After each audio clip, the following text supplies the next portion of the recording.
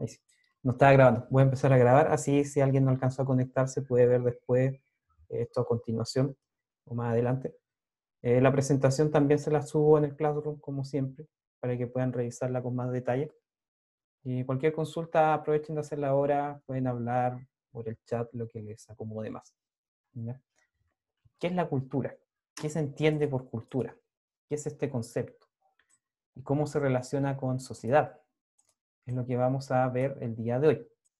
Cuando nosotros hablamos de cultura, tenemos que entender que la cultura es algo que yo no puedo, que no es tangible principalmente, sino que es un conjunto de elementos que a mí me hacen sentir que pertenezco a un grupo humano en específico. Por ejemplo, pertenecer a la cultura chilena significa que yo hablo un idioma, tengo una forma de comportarme que me diferencia de cómo se comporta alguien de Estados Unidos o de Argentina. También las creencias que yo tengo son fundamentales. Por lo tanto, cuando nosotros hablamos de cultura y hablamos de sociedad, tenemos que entender que estamos hablando, por un lado, de una especie en común. Por ejemplo, en el caso de nosotros, que la mayoría tenemos elementos, podríamos decir, étnicos, que son bastante similares, color de piel, por ejemplo, el pelo, la estatura.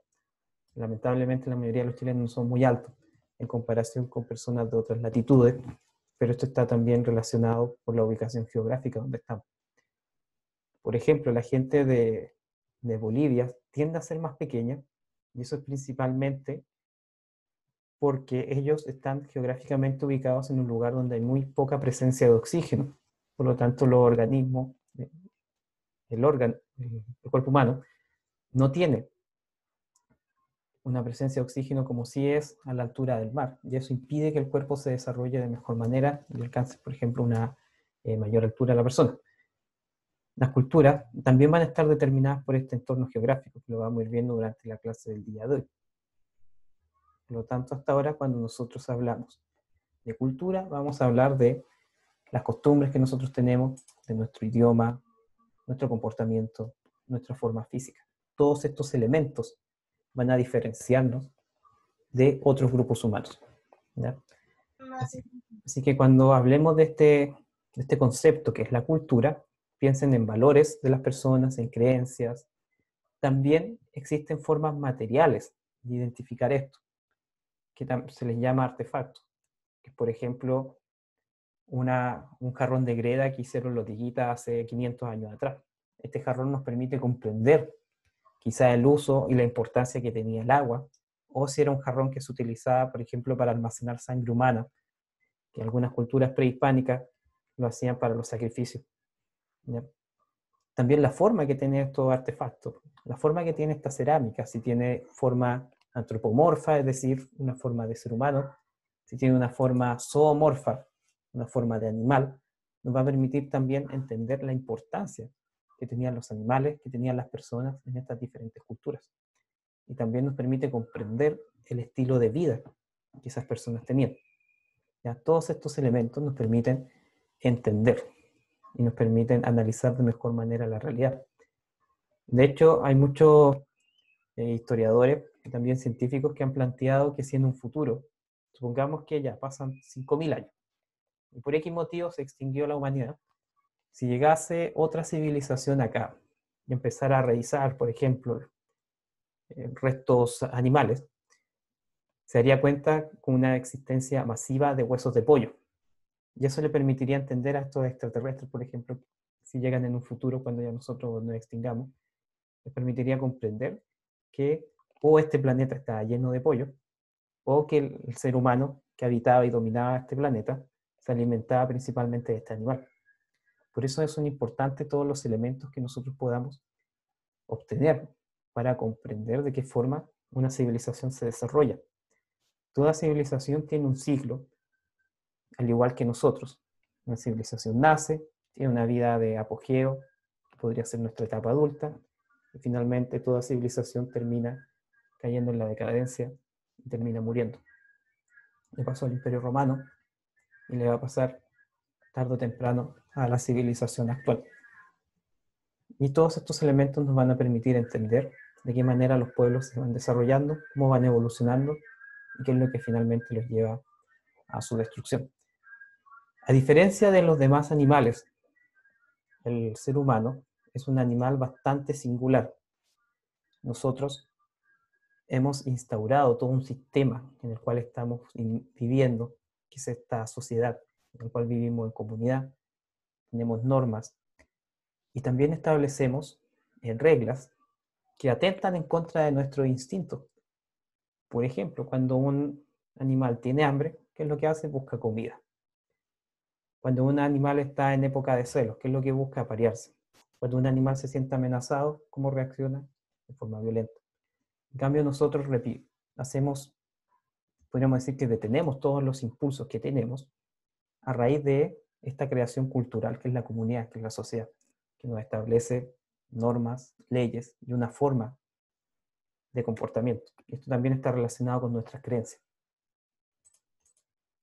Pasando a ver las dimensiones o los niveles que tiene nuestra vida humana, vamos a hacer una distinción en lo que es la sociedad y una distinción en lo que es la cultura.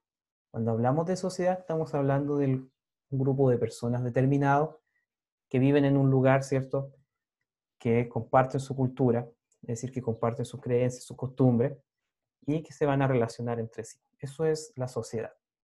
Cuando hablemos de sociedad, estamos hablando del grupo de personas. Cuando hablemos de cultura, vamos a hablar de la forma en que esas personas se relacionan entre sí, la forma en que esas personas se comportan y cómo eso lo vamos transmitiendo de una generación a otra. El hecho de que ustedes hayan pasado prácticamente toda su vida hasta este momento en el sistema educacional es un hecho cultural.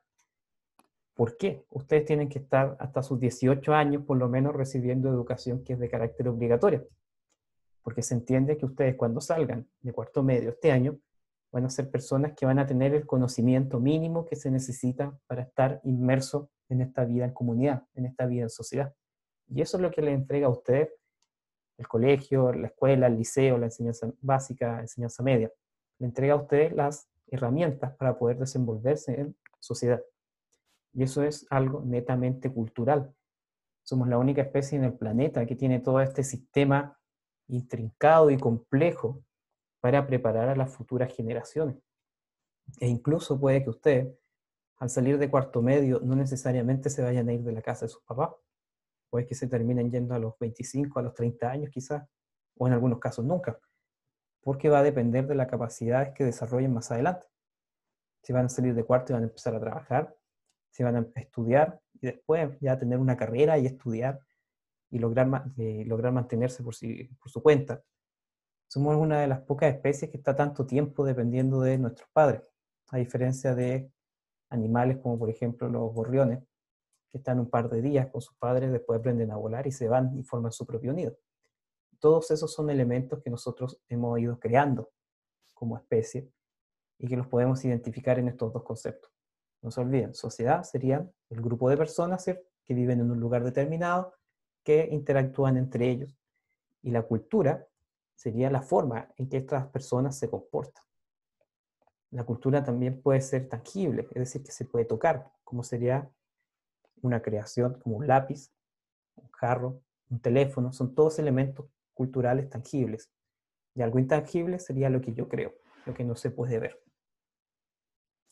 Siguiendo con estas distinciones entre lo que es material y lo que es inmaterial, ¿qué cosas pueden ser materiales que a nosotros nos permitan comprender que estamos en una cultura o en otra?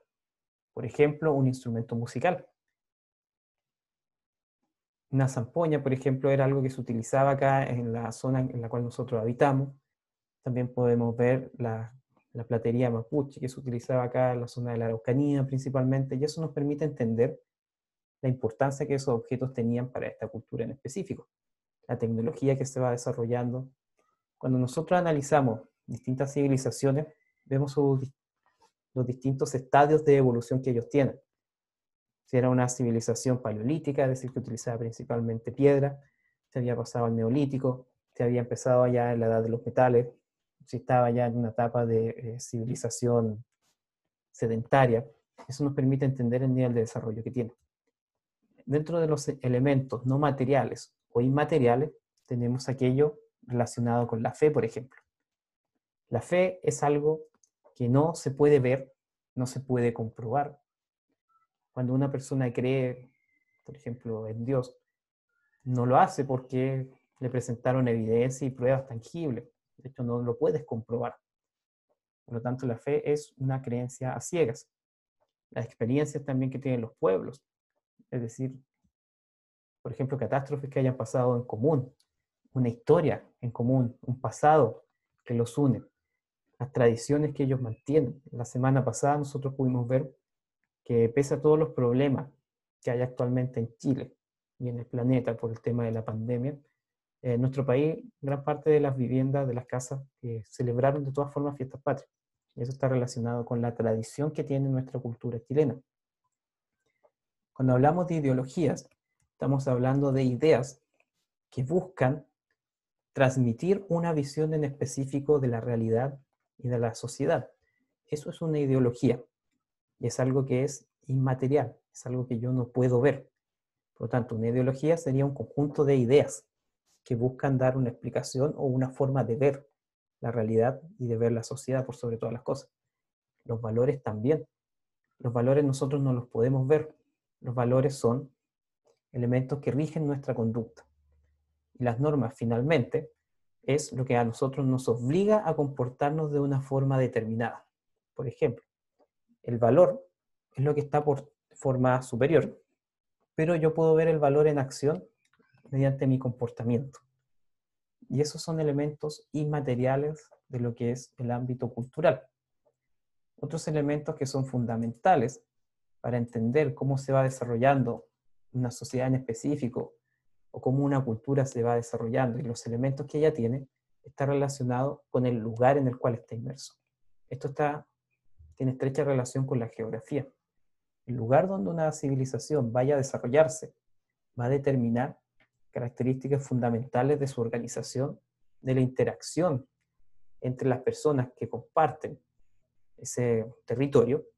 Por ejemplo, nosotros podemos ver el caso de lo que sucedía con Egipto, que los pueblos que se van a asentar a orillas del río Nilo van a tener en común el tema de que ellos durante las épocas de sequía van a aprovechar de guardar todos los granos y alimentos que recolectaron en la época de abundancia y para utilizar, para evitar, por ejemplo, la presencia de los ratones en esta zona, se va a empezar a utilizar mucho la domesticación del gato.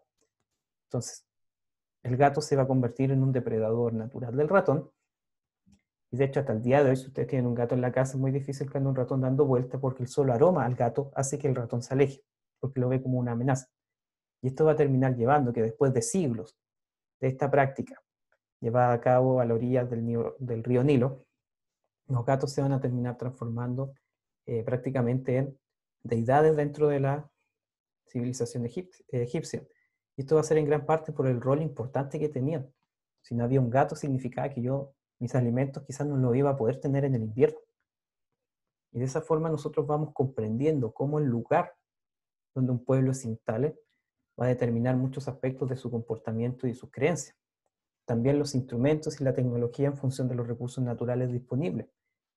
Por ejemplo, Chile es un país que se ha destacado mucho en el tema de la minería a nivel internacional. Y eso es debido a que los recursos naturales que nosotros tenemos están relacionados con la minería y por lo tanto tenemos que desarrollar nuevas técnicas para extraer estos recursos. También la presencia de otras, podríamos decir, civilizaciones que van a influir en su forma de comportarse, que van a influir en sus creencias, que van a influir en la forma de organización. Nosotros somos parte de la cultura occidental, que es herencia de la antigua Grecia, después posteriormente Roma, y el día de hoy principalmente una cultura global, pero relacionada fuertemente con lo que es Estados Unidos. Un sistema capitalista que se empezó a expandir por el mundo y que nos fue transformando en nuestras costumbres, formas de ser, formas de consumir y formas de relacionarnos entre nosotros. Y eso está determinado por el lugar en el cual estamos inmersos. La mayoría de nosotros el día de hoy somos cristianos, y no porque sea la mejor religión que existe en el planeta, sino porque nacimos en Chile y es la religión que predomina acá. Si hubiesen nacido en Arabia Saudita, probablemente seríamos todos musulmanes. Por lo tanto, la geografía también determina esos elementos. Y ahí vamos a ver después, más adelante, algunos problemas que surgen de esta creencia, de que lo que mi pueblo posee es mejor que los demás. También la historia es fundamental, por ejemplo, conocer qué es lo que pasó en las civilizaciones anteriores, qué es lo que pasó con nuestros antepasados, con nuestros abuelos, bisabuelos, tatarabuelos, cómo ellos influyeron en formar el país en el cual vivimos y también cómo fueron formando nuestras familias, lo que hicieron y lo que nos fueron entregando. Eso es fundamental para poder comprender por qué somos de esta manera como sociedad, por qué somos de esta manera como país, entender nuestro pasado y de esa forma nos podemos proyectar hacia el futuro. El lenguaje también es un elemento fundamental de lo que es la cultura de un pueblo, que es la cultura de una sociedad. El lenguaje nos permite a nosotros transformar cosas que son abstractas en elementos que son quizá un poco más reales y que pueden perdurar a través del tiempo. Antes de que existiera el lenguaje escrito, la única forma de transmitir la historia era contándola, era de forma oral. Es decir, ustedes le contaban a una persona, le contaban a su hijo la historia de su pueblo, por ejemplo. Después ustedes morían, su hijo se la contaba a los hijos de él, después él moría y así iba sucesivamente. Y eso fue haciendo de que se perdieran algunas partes importantes de nuestro pasado.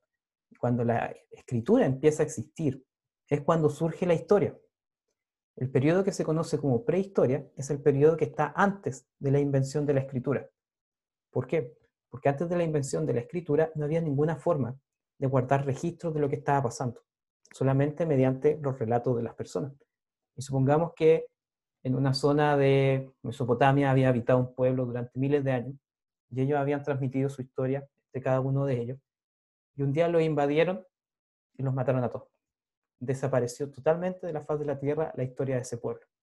En cambio, el día de hoy, como nosotros tenemos la escritura y distintos medios para almacenar y traspasar la información, podemos tener mayor certeza de lo que pasó realmente. Pero si yo miro hacia 1000 años atrás, o hacia, incluso hace 100 años atrás, es muy difícil comprobar realmente qué es lo que pasó y lo que no. El día de hoy, afortunadamente, existen más formas de guardar evidencia. Pero una vez que se inventa el lenguaje escrito, es que empieza a existir lo que se conoce este periodo que es la historia. También nos va a permitir hacer esta reproducción cultural, nos va a permitir la transmisión de una generación en otra, también nos va a permitir conectarnos con nuestro pasado, se va a empezar a desarrollar la imaginación de las personas. Cuando ustedes leen una novela o un libro de aventuras, se van imaginando todo lo que ahí va pasando. Por eso es que muchas veces se recomienda que uno lea el libro antes de ir a ver la película. Aquí se me va a caer el carnet al piso, pero por ejemplo cuando salió El Señor de los Anillos, yo me leí los libros antes porque quería ver qué es lo que mi imaginación me entregaba en base a esa historia. Y después salió la película y de hecho ahí podía ver, no me gustó tanto la película porque no salieron algunos elementos que eran mi parte favorita del libro, por ejemplo. Y eso es lo que las novelas nos permite hacer, ir desarrollando nuestra imaginación, nos permite abstraernos de lo tangible y de lo real.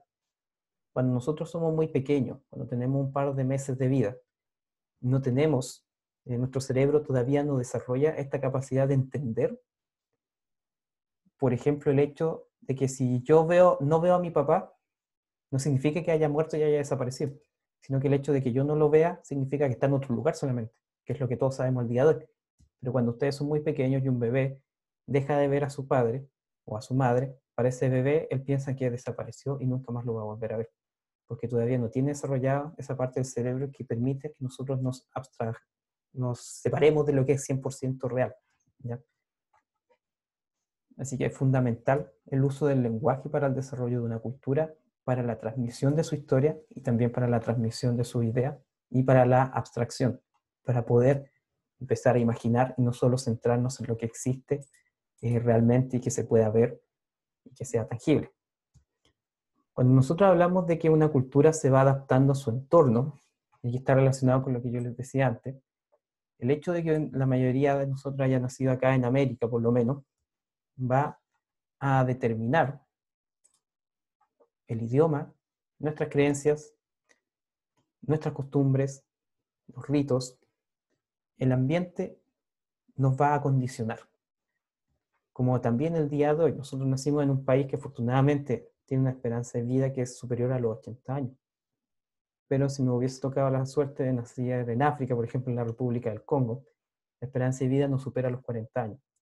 Y eso es debido a las condiciones que ahí van a imposibilitar que yo me desarrolle bien como persona. Bajo acceso a la salud, pésimo acceso a sistema de educación, no hay alimento, no hay agua. Por lo tanto, todo eso va a ir determinando la vida y la esperanza de vida que la persona tenga. Y cuando nosotros hablamos de etnocentrismo, estamos hablando de que lo que hace una persona es dejar de lado, por ejemplo, este entendimiento de que toda la civilización y todas las culturas son distintas. Y cuando una persona actúa de forma etnocentrista, lo que hace es pensar que su etnia, su pueblo, es superior al resto. Y yo voy a juzgar al resto de acuerdo a mi cultura. Por ejemplo, acá en Chile han habido varios casos de personas que se espantan, porque, por ejemplo, hay personas, hay gente de Haití que come gatos, por ejemplo. Y cuando saben eso, se espantan. Pueden decir, no, pero ¿cómo se puede comer un gato si es una mascota? Bueno, en la India, las vacas andan dando vueltas en las calles porque son sagradas para la cultura hindú. Y por lo tanto ellos se van a espantar si supieran que nosotros las tenemos en el supermercado todas fileteadas. Y eso es debido a que el lugar donde nosotros estamos inmersos muchas veces no nos permite entender cómo son los otros pueblos, cómo se desarrollan, cómo se desenvuelven, y a mí me hacen pensar que mi pueblo, mi cultura, mi civilización es superior al resto. Eso es el etnocentrismo. Es cuando yo juzgo a otra cultura desde mi punto de vista y no me pongo en sus zapatos. Y esto puede terminar llevando a que se cometan persecuciones a esos pueblos, también exterminaciones masivas, como va a pasar en la Segunda Guerra Mundial. Cuando nosotros hablamos de relativismo cultural, estamos hablando de que toda cultura, independiente de su nivel de desarrollo, debe ser considerada como un ente que se merece el mismo respeto que la nuestra. ¿Ya? Por ejemplo, en algunas latitudes, sobre todo en Medio Oriente, es una cosa sumamente normal que personas de 14 o 15 años se las casen. Para nosotros culturalmente, o sea, no que las casen con lanza como de alimento, sino que las familias arreglen los matrimonios. Y para nosotros eso, de acuerdo a las libertades que tenemos en Occidente, es una aberración. Pero esos pueblos que llevan miles de años viviendo con esas tradiciones, con esas costumbres, es muy difícil que nosotros les podamos imponer nuestra forma de ver la vida, de ver la libertad de las personas y de las mujeres, por ejemplo. Y cuando nosotros hablamos de lo que es el relativismo cultural, quiere decir que toda cultura yo tengo que entenderla dentro del contexto en el cual está inmersa. Yo no puedo juzgar a un pueblo de indígenas que viven en el Amazonas y que no han tenido contacto con Occidente durante miles de años bajo podría decir, la visión que yo tengo de sociedad. Es lo que sucede, por ejemplo, el día de hoy, muchas veces con la gente más joven, con la gente más antigua, que muchas veces uno puede chocar quizás con lo que su abuelo piensa. Y eso es debido a que ellos estuvieron inmersos en otro contexto histórico, en otra época, tienen otros valores. Y ahí es donde nosotros tenemos que ser tolerantes y entender, incluso dentro de una misma civilización, pueden existir distintas formas de ver las cosas, de acuerdo al lugar donde la persona vivía, de acuerdo a las personas con las que se relacionaba. De ahí se llama a que nosotros seamos más tolerantes al respecto. Cuando hablamos de socialización y control social, esto quiere decir que nosotros durante toda la vida nos vamos a estar relacionando con otras personas. Y gran parte de la forma en que yo me relaciono está determinada por mi entorno social. Por ejemplo, ustedes el día de hoy tienen un rol de estudiante. El día de mañana, cuando salgan de la enseñanza media y, por ejemplo, entren a la universidad o al instituto, van a pasar a tener un rol de estudiante universitario, por ejemplo, y después cuando salgan van a tener un rol determinado por la profesión que estudien. Y de acuerdo a esa profesión que yo estudie, voy a tener que comportarme de una forma determinada. Por ejemplo, si el médico, usted, cuando lo van a ver, les dice, no, sabes que es súper malo fumar, yo te recomendaría que no lo hicieras, o si no vas a terminar enfermándote y muriendo. Ustedes salen del hospital y ven al médico fumándose como 50 cigarrillos al hilo. Ahí ustedes al tiro se van a dar cuenta que el rol que está teniendo él, en lugar de ser una persona que es del ejemplo, que busca que tú tengas una vida saludable, está haciendo todo lo contrario. De ahí es donde la sociedad va a empezar a presionar a que esta persona se comporte de una forma determinada. Lo mismo pasa con las personas más jóvenes, que muchas veces ustedes tienen que pedir, cuando eran más chicos, permiso a sus padres para poder hacer algunas cosas. Eso es porque ellos tienen la obligación, en la etapa de formación de una persona, de enseñarle cuál es la pauta cultural que él debe seguir, de qué forma se debe comportar y de qué forma se va a hacer esto mediante refuerzos negativos y positivos. Por ejemplo, ¿quieres salir a carretear en la noche? Ordena tu pieza, limpia el living, lava el auto, por ejemplo. Es decir, hay un refuerzo positivo a una conducta. Tu conducta fue colaborar con el orden de la casa, ser responsable con el orden de la casa, y el refuerzo positivo es que te permiten salir, por ejemplo, a juntarte con tus amigos. Al revés, tienes malas notas, te está yendo mal en el colegio, te castigan. Ahí hay un refuerzo negativo. Es decir, cosa que tú hagas la asimilación de que una mala nota significa que va a haber un castigo. Por lo tanto, tu comportamiento va a tratar de evitar obtener una mala nota porque eso significa algo negativo para ti. Y a lo largo de toda la vida, desde los primeros días, cuando nosotros nacemos, hasta el último día de nuestra vida, vamos a ir desarrollándonos de una forma que nos va a permitir ir entendiendo de mejor manera el entorno. Cuando somos más pequeños, nuestro desarrollo cognitivo es más limitado y no podemos comprender cosas tan simples como el hecho de que al taparnos nuestro ojo y que no veamos a nuestros padres no significa que hayan desaparecido, sino que significa que están detrás de la mano que me está tapando, por ejemplo. Después, cuando ustedes van creciendo y se van haciendo más grandes, van a tener distintos roles en la sociedad que les van a imponer distintas normas. El rol de un estudiante, el rol de un padre, el rol de un trabajador. Y ahí ustedes van a tener que empezar a aprender a actuar de esa forma. Y todo esto lo va a determinar la cultura en la cual yo estoy inmerso. Y ahí es donde la sociedad me va a dar a mí una función en específico. Como la función que ustedes tienen el día de hoy, que es educarse para transformarse el día de mañana en futuros ciudadanos, de la misma forma que mi función el día de hoy es contribuir a ese proceso de formación de las futuras generaciones. El ingeniero, construir edificios, puentes que sean resistentes. El arquitecto, diseñar edificios, ciudades, calles, que estén al servicio de la comunidad. Y así con cada una de las funciones que uno tenga. Y como decía Gandhi, Gandhi siempre planteaba que no importa el trabajo que tú hicieras, no importa que sea un trabajo pequeño o simple. Ese es el grano de arena con el cual la persona está contribuyendo al desarrollo de la sociedad y al bien común. Así que cuando nosotros hablemos de cultura, va a estar muy relacionado con este elemento que tiene que ver con las creencias, con los valores, con el comportamiento y con elementos que a mí me diferencian de otro grupo de personas, como mi idioma, religión, lo que comemos, el lugar en el cual estamos inmersos. Y de eso se trata la guía de trabajo que ustedes tienen durante esta semana. No sé si tienen alguna consulta sobre ella.